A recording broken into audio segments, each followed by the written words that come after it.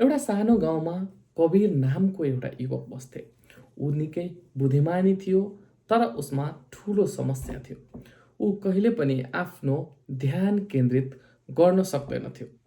उसको मनमा एक बेचैन भइरहन्थ्यो। एक विचारबाट अर्को विचारमा उफ्रिहाल्थ्यो। यदि उसले पढ्न वा कुनै महत्त्वपूर्ण काम गर्न सुरु गर्यो भने केही समयमै खेल वा मोबाइल अरू कुनै कुराले उसको ध्यान भङ्ग गरिदिन्थ्यो। यदि ऊ पढ्न बस्यो भने उसको मनमा साथीहरू वा फोनतिर ध्यान जान्थ्यो। कबीरको बुवाले अक्सर उसलाई भन्नुहुन्थ्यो, छोरा, तिम्रो मन एउटा जङ्गली घोडा जस्तो हो। यदि तिमीले यसलाई नियन्त्रण गरेनौ भने यसले तिमीलाई गलत दिशातिर लैजान्छ।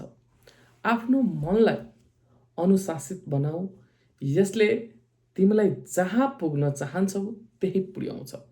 तर कबीरले कहिले पनि यो कुरा गम्भीरतापूर्वक लिएन।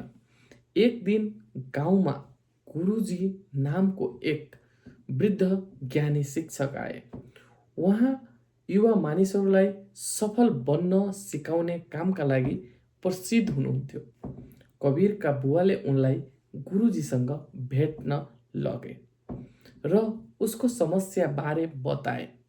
गुरुजीले मुस्कुराउनुभयो र कबीरलाई पानीले भरिएको एउटा सानो गिलास दिँदै भन्नुभयो, यो गिलास समात र मेरो बगैँचा घुमेर आऊ।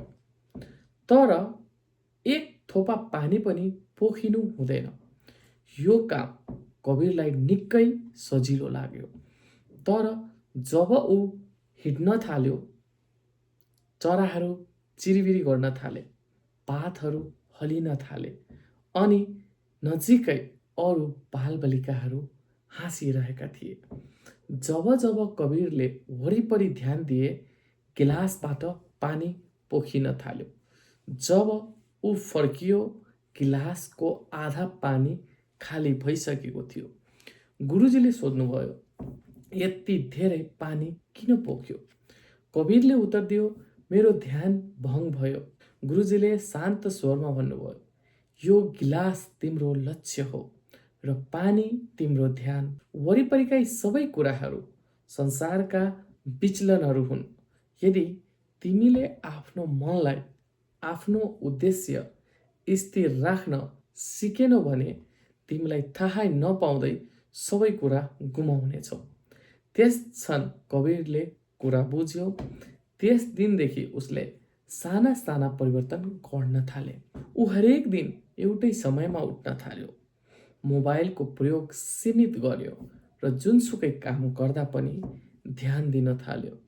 उसले हरेक बिहान केही मिनट ध्यान गर्न सुरु गर्यो ताकि उसको मन शान्त र स्थिर बनोस्। सुरुमा यो निकै गाह्रो थियो। उसको मन अझै पनि यताउता बहुतारिन्थ्यो, तर उसले फेरि आफ्नो ध्यान कामतर्फ फर्काइरह्यो। दिनहरू बित्दै गए, हप्ताहरू महिनामा बदलिन थाले र बिस्तारै कबीरले आफूभित्र परिवर्तन महसुस गर्न थाल्यो। उसको स्मरण शक्ति बढ्यो, पढाइमा सुधार आयो र उसमा आत्मविश्वास पनि बढ्न थाल्यो। एक वर्षपछि राष्ट्रिय स्तरको ठुलो प्रतियोगिता घोषणा भयो। विद्यार्थीहरूले सीमित समयमा कठिन समस्याहरू समाधान गर्नुपर्ने थियो। कबीरले पनि त्यो प्रतियोगितामा भाग लियो। प्रश्नहरू निकै कठिन थिए। धेरै विद्यार्थीहरू डराए र आत्तिए, तर कबीर शान्त रह्यो। गुरुजीको गिलासको पानी मार्फत सिकाएको पाठ सम्झिँदै उसले एउटा प्रश्न मनमा ध्यान केन्द्रित गरेर गर्यो। जब नतिजा घोषणा भयो, कबीर विजेता घोषणा भयो। सबैले उसको प्रशंसा गरे र गुरुजी गर्वको साथ मुस्कुराउनु भयो। कबीरले प्रमाणित गरिदियो कि अनुशासित मन प्रतिभा, भाग्य वा केवल बुद्धिमत्ताभन्दा पनि शक्तिशाली हुन्छ। त्यसपछि गाउँभरि कबीरलाई आफ्नो मनमाथि विजय पाएको युवक भनेर चिनिन थाल्यो।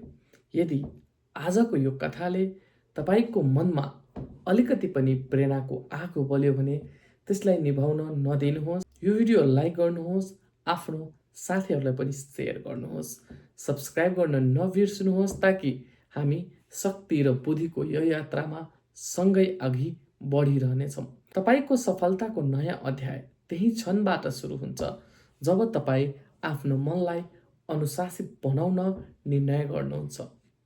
भेटौँला अर्को नयाँ भिडियोसँगै। तबसम्मको लागि thank you so much for watching.